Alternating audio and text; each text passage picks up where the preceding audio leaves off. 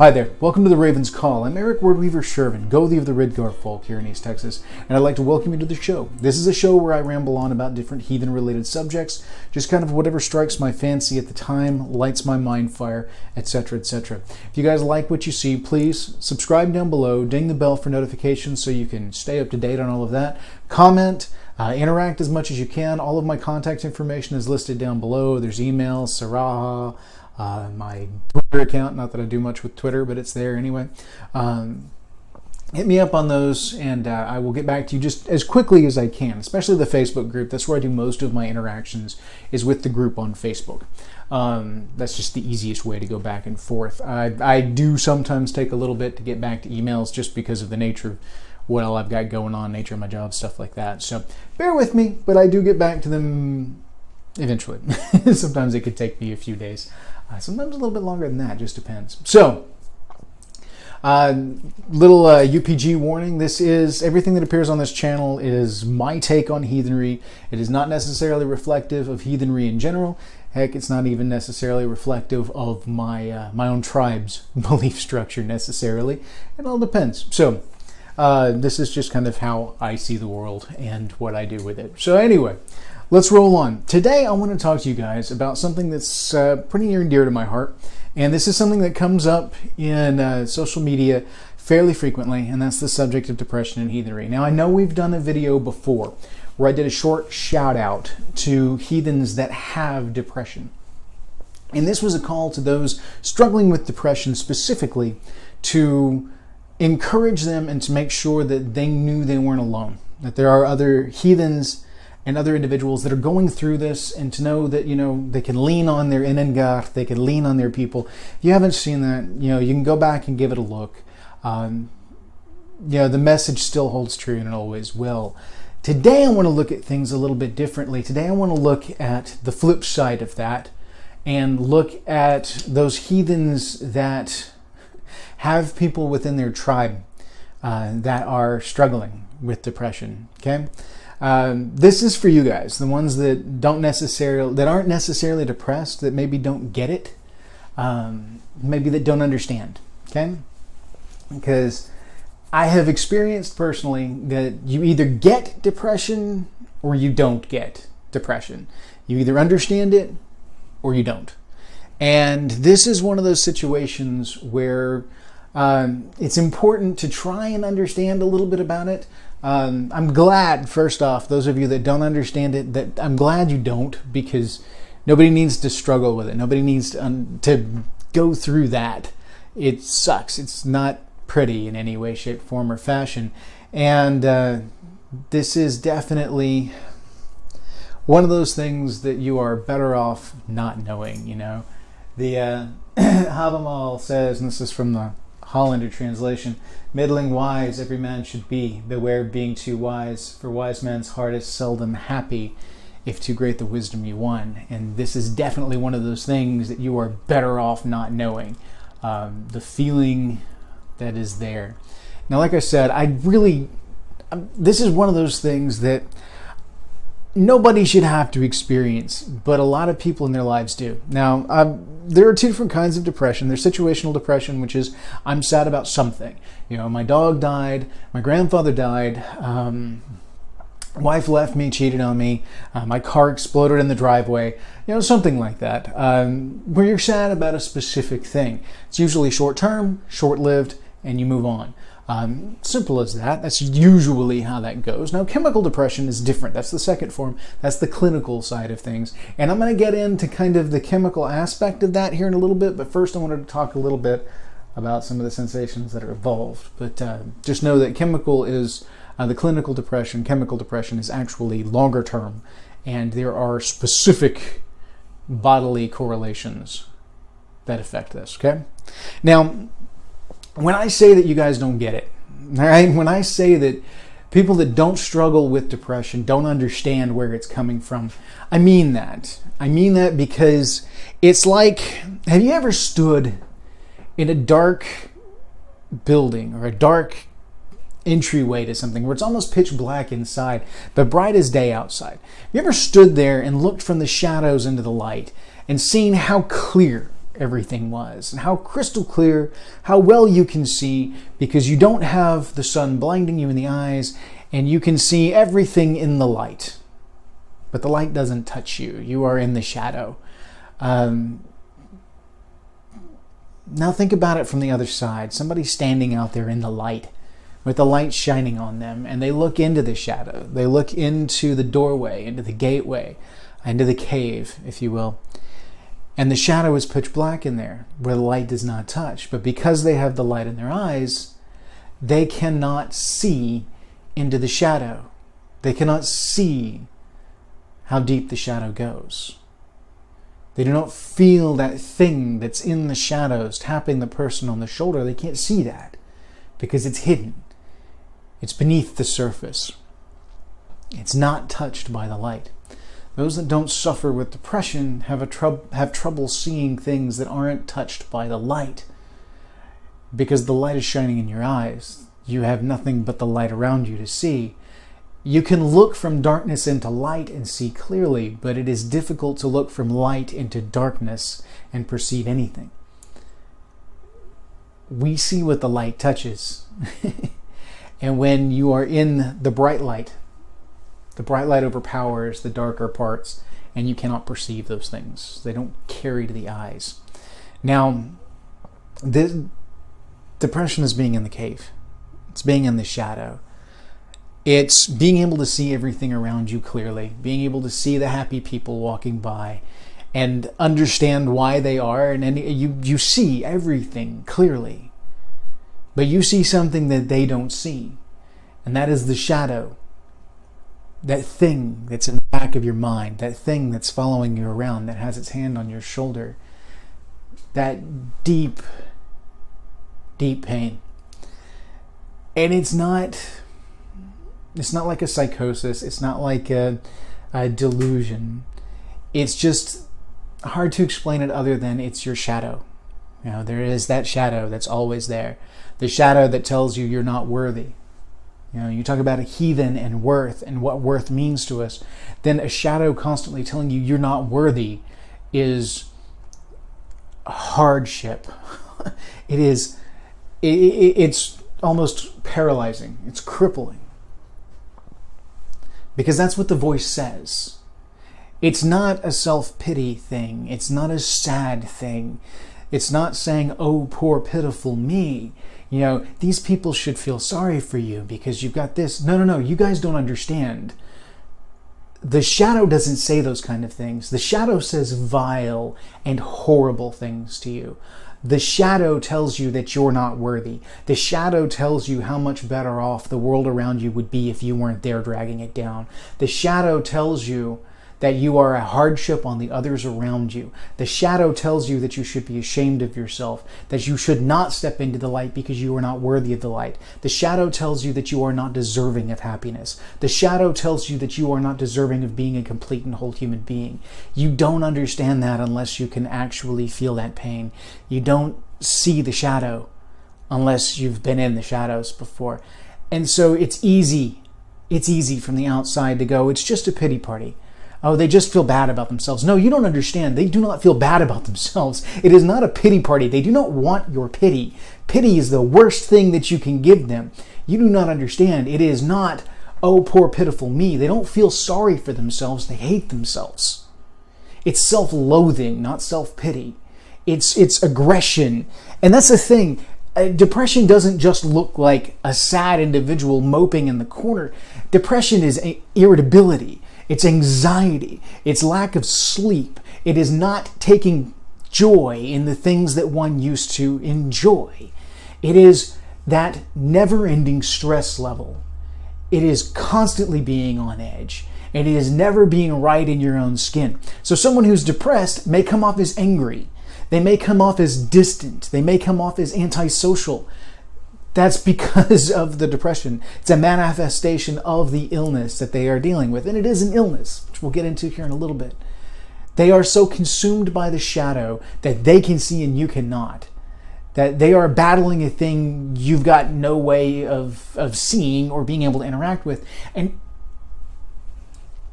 as great as it is to sit there and talk about it, as great as it is to bring that out, Most people who struggle with the shadow have a hard time bringing the shadow out, because the shadow tells them that they should be ashamed of themselves and the shadow, and that if they bear that to the world will think less of them. They should persevere. They should fight the dragon and be strong without showing weakness, because if they show that they are struggling with the shadow, then they are weak, because the happy people don't have the shadow. The happy people don't see the shadow. The whole people are not broken. They don't have these things. And that's a misconception on their part, because they don't see the struggles that the quote-unquote happy people have either. Two people can be deep in depression, looking at each other from one shadow to the other, but because there's light in between, they can't see what's in the other shadow. There's a blinding light in between them that takes away that frame of reference. Two people can be depressed and work side by side for years and never know it about each other, because they've just gotten that good at hiding it. They've gotten that good at wearing the masks. They've gotten that good at keeping everybody at bay and protecting themselves, because that's what they're doing. They're protecting themselves from the shame they would feel bearing this out there, but also they're protecting you from their issues, because it's for them to deal with. It's not for you to deal with. It's not your problem. It's not your shadow. It's my shadow. You shouldn't have to deal with that. People out there that struggle with the shadow know exactly what I'm talking about right now. It's a thing. People like that think like that. It's traumatic to deal with the shadow. It's traumatic to deal with these emotions and these feelings. To have what feels like a foreign entity in your own head that is telling you you are worthless and you don't deserve to live. That you are not deserving of your friends. That you are not deserving of the world around you. Why should you work for this when you don't deserve it in the first place? It's only going to be taken away with you once people realize. That is something that people with depression struggle with. Is the constant fear that people are going to figure out they are as worthless as they think they are in their own heads. That is one of the key anxieties that individuals with depression struggle with, is that fear of being found out. Not just for the depression, it's not that. Because they can fake that. They can deal with that. They can smile away and pretend not to be depressed. But what they're terrified of is that at any moment in time, the mask is going to crumble and people are going to realize they are as worthless as the shadow in their head tells them that they are. When they're not.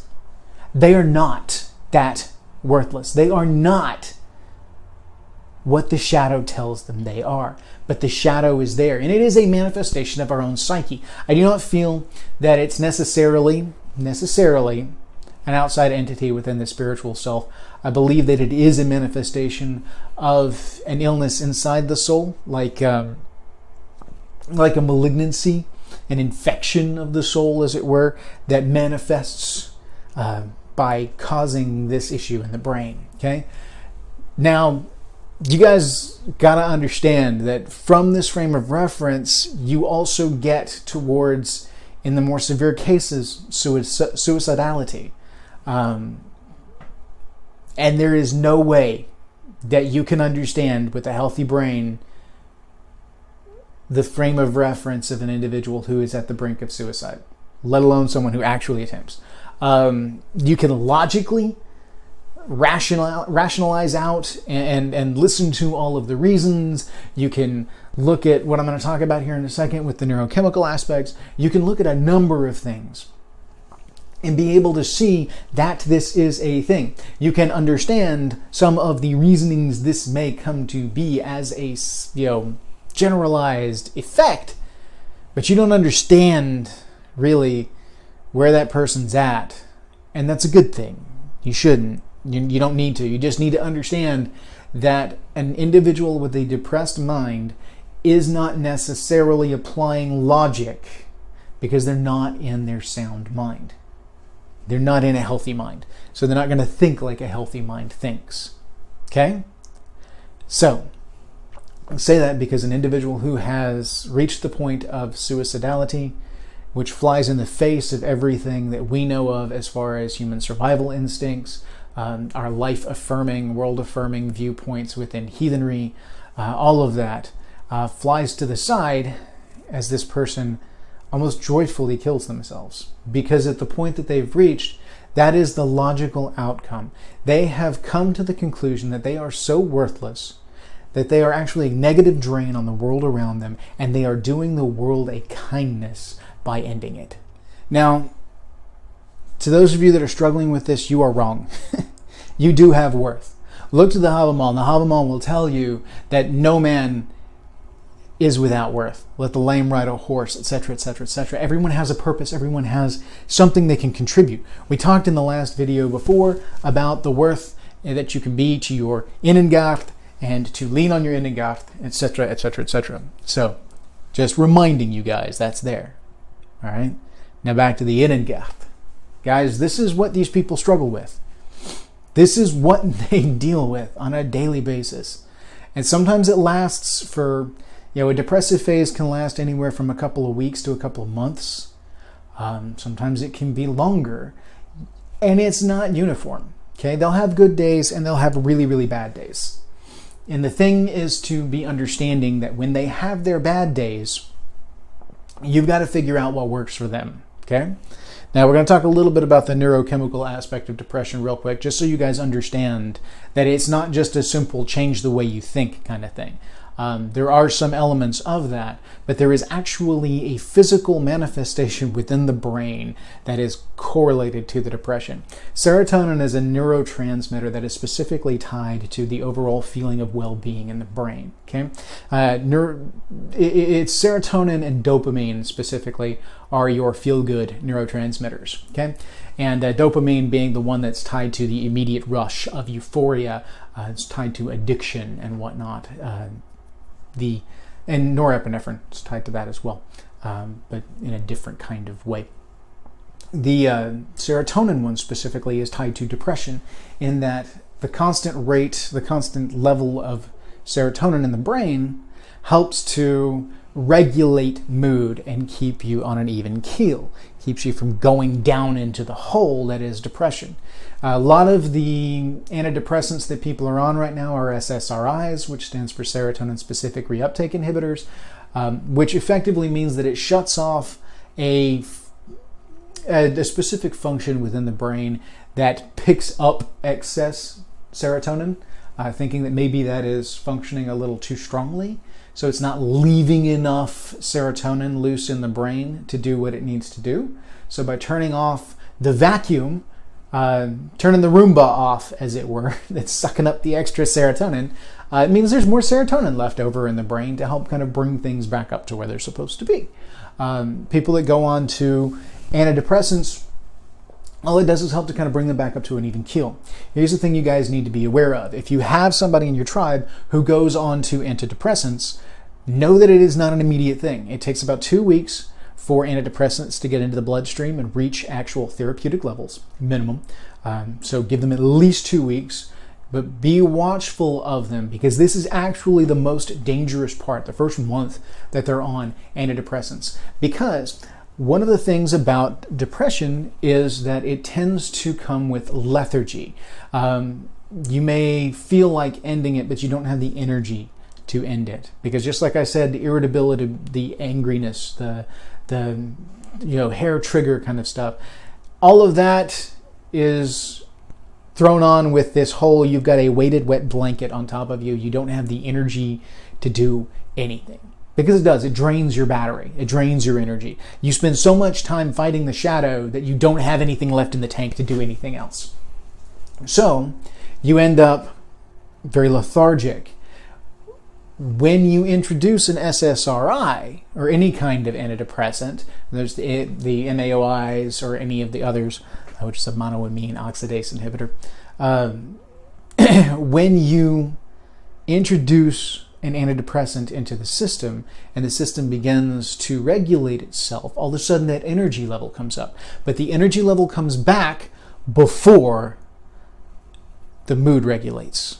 So all of a sudden, there's this brief period when they first go on an antidepressant where they may still have suicidal thoughts and ideations and the energy to follow it through. So be very, very mindful when a person that you love goes on an antidepressant, that you are checking in with them and being observant for the first couple of weeks, the first month, especially just because that's when things can get the highest. Some red flags to look for are things like tying up loose ends, giving away personal belongings, a sudden and unusual peace and calm that comes over them. They go from a depth of despair to all of a sudden, I am flatlined, like almost euphoric. That just, everything's great, it's groovy, I have found inner peace. Why have I found inner peace? Because I have the final solution, I am going to kill myself. It's a thing, watch for it, okay? Be mindful of it, because it can go there. Now, this is something that a lot of people don't talk about, because suicide is a very, very dangerous thing. It's a very, very hard thing. I have dealt with individuals in my own life that have committed suicide, and it is devastating to the community that it impacts. So there are things you can do to help kind of prevent that. Some of those are the things we're going to talk about here in just a second. Some of those are just simply to be on the lookout for the signs of suicidality.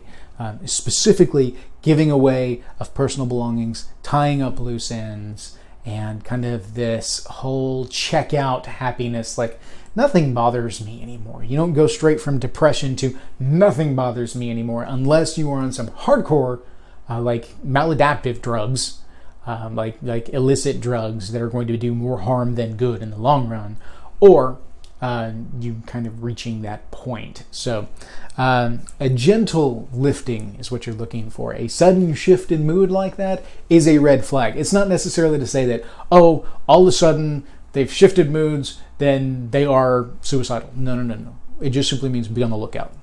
Be aware, kind of be present. Okay? So let's talk about some things that can help support heathens that have depression. Because here's the deal. Modern therapy doesn't get heathens. I've talked about this before. Modern therapy does not understand the difference between a guilt culture and a shame culture. They eschew shame because they have kind of a limited view of it. They don't understand it from a sociological standpoint within kind of a heathen worldview. They do not understand the importance of value and worth to an individual. They don't understand innengarth and utengarth. Now, they do understand social structures. They do understand support systems. They do understand coping skills. And these are things that you can build on. So, yes, a heathen can benefit from therapy, but I highly recommend you go to a secular therapist that does not delve into the realm of the religious. I would recommend that you handle that situation separately. An individual who is dealing with depression needs to see a therapist at the minimum, probably needs to talk to a doctor about getting on some kind of short-term run antidepressants of some kind. Probably. It's not necessarily a given, but it is a thing. Because here's the deal.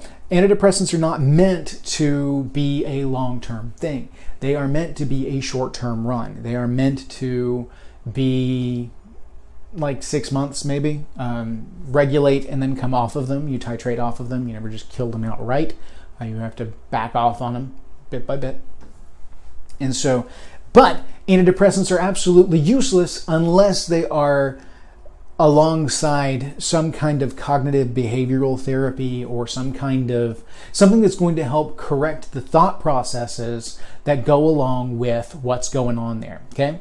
Because people that are going through depression aren't going to necessarily understand it either. So you guys need to understand, looking in, that just because they go on an antidepressant doesn't mean all of a sudden they're going to be better. Okay? All that does is remove the neurotransmitter elements that are keeping the brain in that depressive state. They still have to learn the coping skills and mechanisms necessary to self-regulate those levels. Because there's things you can do. Exercise increases serotonin levels and dopamine levels and norepinephrine levels within the system, which helps to raise mood. Social interactions increase those things. Physical contact between loved ones helps to increase those things. This sense of belonging with community can help to alleviate some of the stressors that lead to depression. Simply being recognized and valued and appreciated helps to deal with depression. See, these things are things that they may not necessarily see, but they're things that you guys can impact from the side. If you understand the value of going to therapy and why they need to do that, because they need to learn these skills to help regulate their brain so they don't need the medications, then that gives you a chance to support that. And by supporting that, I don't mean go in and tell somebody, you need to go to therapy. Have you gone to therapy? Blah, blah. Don't dog them about it. Because if you dog them about it, they're not going to want to go. They're going to get oppositional, they're going to get resistant, and they're going to pull in on themselves. Be supportive, if they talk about therapy, then let them talk about therapy. Listen, engage, ask meaningful questions. Don't simply just mush it off, but engage to a certain extent, pay attention, and you will find that they will be more willing to talk to you. Be someone they can talk to. Be someone they can come to, especially if they're your innengath. Keep in mind, I'm not talking about random Joe Blow in the world who is dealing with depression, all right? They have their people that need to take care of them. We cannot take care of everyone. We cannot save them all, guys. All right. We can look to our own and we can look to our surrounding community, but we cannot save the world. It doesn't work that way. But if everybody looked to their own, then we wouldn't have a global epidemic.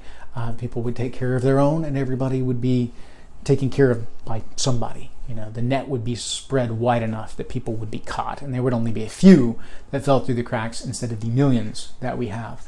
And there's a difference between straight up depression and like post-traumatic stress disorder, which can lead to depression or can be comorbid with depression. These are different things. They're not one and the same. So you've got to kind of differentiate between those two. Now, like I said, it's extremely important that we be supportive but not pushy, okay? Like I said, with the PTSD thing, we'll come back to that, but even with the depression, they can have the oppositional defiant thing. We need to be supportive of them, but not pushy. Otherwise, they won't go. They won't do it, okay? We need to be that person they can come to, like I said. We need to be that person that they can come to and talk to, that they can lean on when they need it. We need to be supportive of the activities that they do enjoy, and to recognize their worth. Now, I'm not saying you need to go through and coddle someone who is dealing with depression, all right? That doesn't help anything. That doesn't fix anything. But you do need to help normalize them, okay? Understand where they're coming from. If they suddenly get pulled off in themselves, if they suddenly get distant, engage them in things they enjoy. Help to kind of reintegrate them with society, as it were. Try and give them a reason to come in, recognize their worth. But if you coddle them, if you feel like they feel like you're talking down to them, if they feel like you're putting too much specific focus on them, they'll pull away even more, because then they become embarrassed about the whole depression thing, and then the whole perceived weakness element. The best thing when it comes to depression is to be able to say on the side by yourselves, when they're not looking, hey, I see, I'm here for you when you need it, all right? And then don't push too much, let them talk to you when they're ready. Be supportive of them out there in social structures when you can, give them opportunities, include them, keep them involved. Don't force them to talk, but give them a stage where they can. If they start going to therapy and things like that, be supportive of those things. That's the best that you can do, is be a support structure that is there. And sometimes you have to do the old intervention thing, where people sit down and say, hey, look, we're worried about you.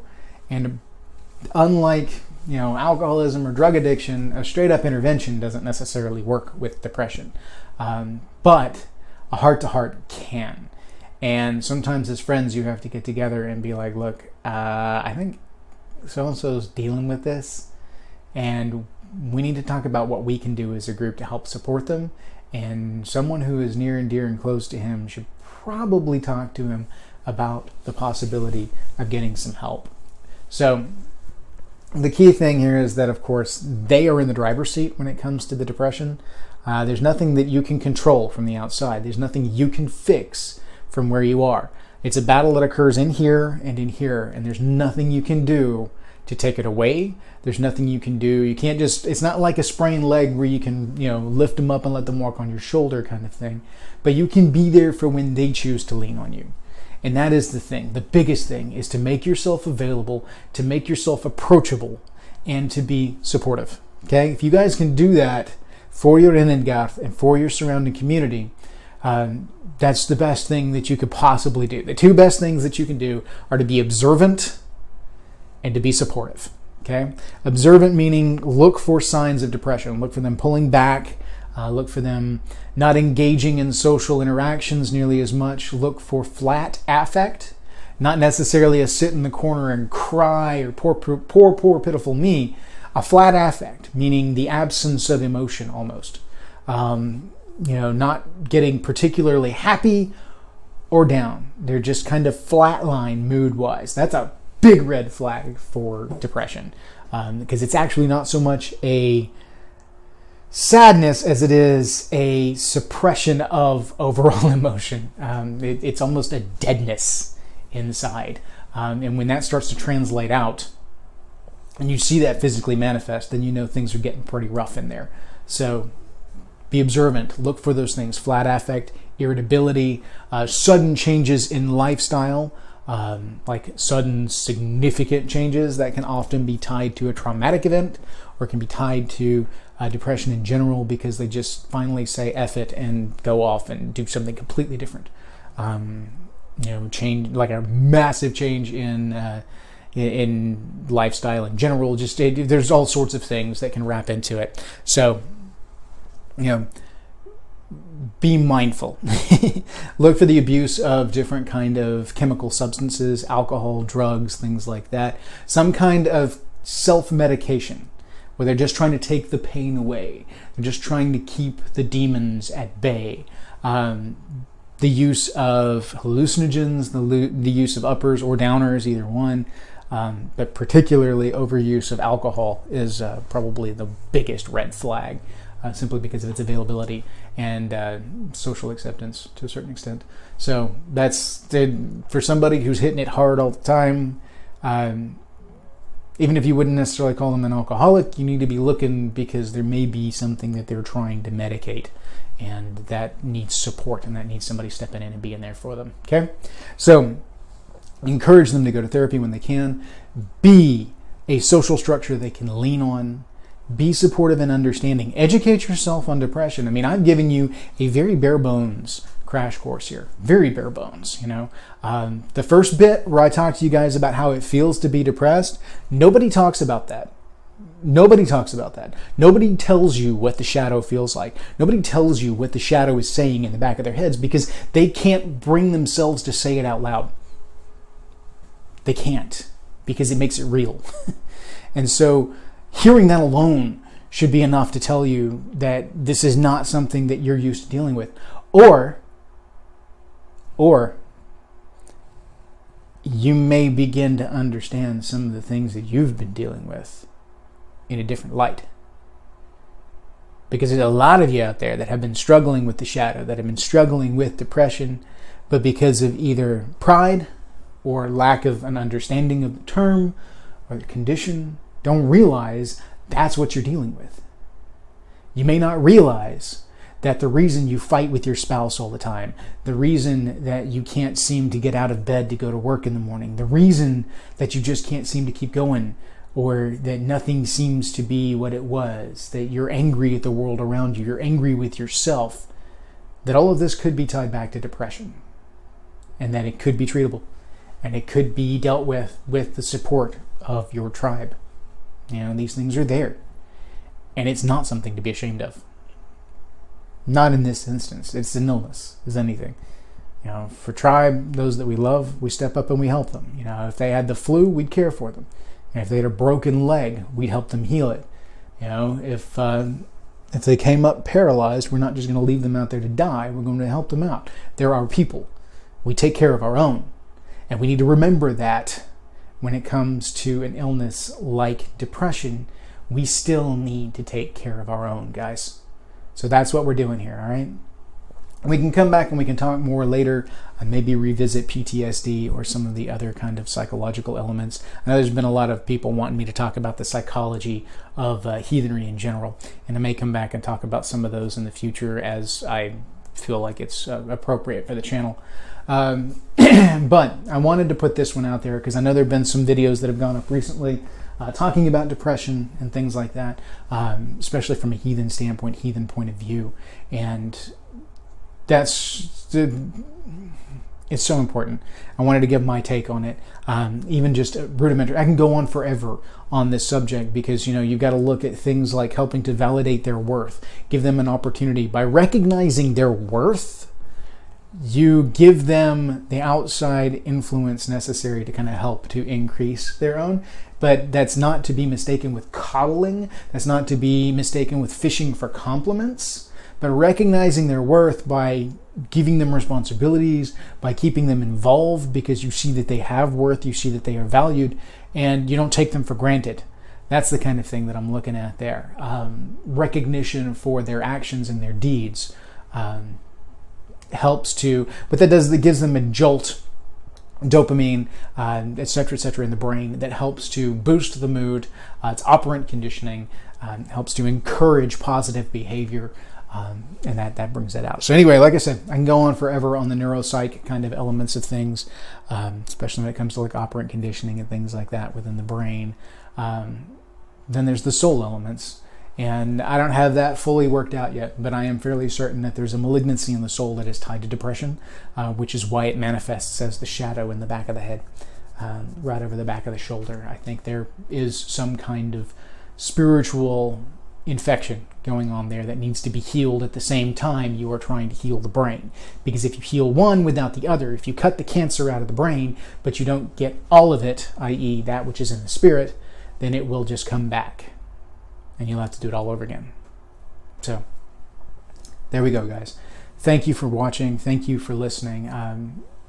This is kind of a somber one, I know, but I think it's important, and I think it's something we all need to talk about. It's also a little bit longer, but I appreciate you guys for sticking with me. Look out for your people. Be there for your people. We are heathens, and that's what we need to do. We need to support our folk. We need to support and by our folk, I mean our specific tribes. Like, I take care of my tribe and my surrounding community. All right? It doesn't fall to you, keep this in mind, it does not fall to you to fix any heathen in the world, because you are not beholden to them simply because they are heathen. Do not overstretch yourself. Do not overtax yourself. Look to your own people and then the surrounding community as you can. It's good, Gefrain. It's good. It shows your worth to help others out there in the world. So these are good things, don't get me wrong. But just because they're heathen and they come to you and you have no ties, no understanding, you are not beholden to them, okay? Don't feel pressured to help every single heathen on the face of the planet. It doesn't work that way. But help who you can. Do what you can. Just don't overstretch yourself in the process, or else you'll end up running your batteries dry. Okay, so I'm going to try and come back with some of the more happy stuff here in the next few videos. But thank you guys for watching. I really appreciate it. Look out for your people and be there for them when you can. Hail to you all. May your ancestors smile on you.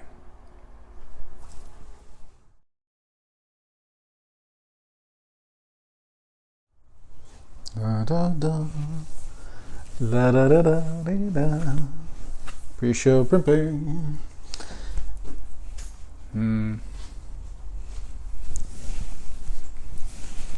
Too primped. All right, we'll work with it. We'll see. All right. Don't touch the microphone, goober. Okay. See if we can film this without talking about hashtag zombugs. Anybody watching the bloopers, if you follow me on Facebook, you know about the zombugs. I may need to do a weaving words about the zombugs at some point in time. That would be fun.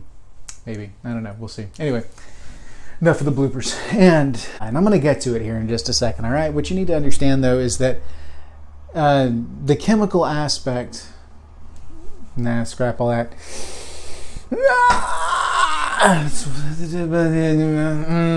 Okay. we're obviously paused for effect. No, I have to wrap my head around the order on this one because.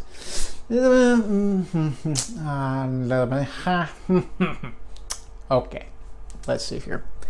Do this first or that first? A, B, or C? I'm gonna go with C first. Yeah, I think so. All right. So we're gonna go back. We're gonna scrap the neurochemical aspects. We're gonna come back to that in a few minutes. First, we're gonna go into the effects, and in 5, 4, 3, 2, 1, go. The fact that they're not. Sorry about the microphone there. All right, 5, 4, 3, 2, 1. All right, ready. And in 5, 4, 3, 2, 1, go. That's a whole different thing that we can come back to later. Pause. God damn it.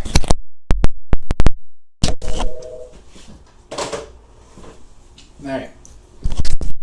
Sorry about the noise. Work stuff. Blah, blah, blah, blah, blah, blah, blah. Shit. All right. Crap. And I don't remember exactly where I was. So, all right. We're going to have to go back. And hopefully I can figure this out from where I was. Shit. Water is life. Water is life, but coffee is bliss. All right. Now, let's try this again. So, and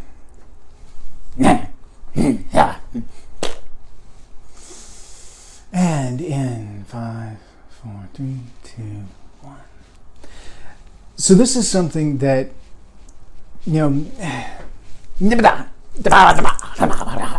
hate getting interrupted because I can't necessarily get my thread back, and I need my thread back.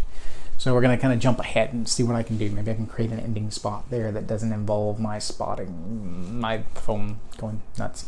Anyway, we'll try. In 3, 2, 1, let's jam. You do have worth. And I have a quote on that around here somewhere. Anyway. Pause. Yeah, I'm sitting here looking for a quote on my wall to try and make a point. And I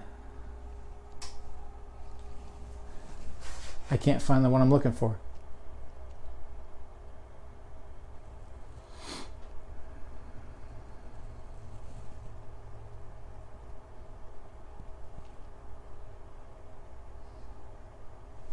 Dang. I don't have any of the right ones here. Come on. Where's the one that I want? Where's the one that I want? I don't know it. I don't have it. All right. Damn. All right. All right. So we're going to go back to the whole you're wrong thing. Ready? In 5, 4, 3, 2, 1.